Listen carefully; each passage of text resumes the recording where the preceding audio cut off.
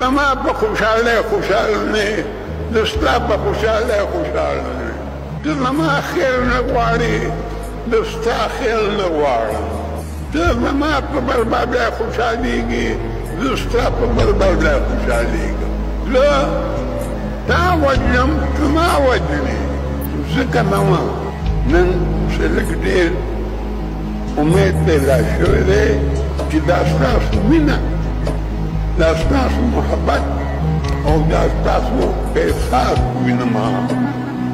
ویلو پام وکړه پام او فکر وکړه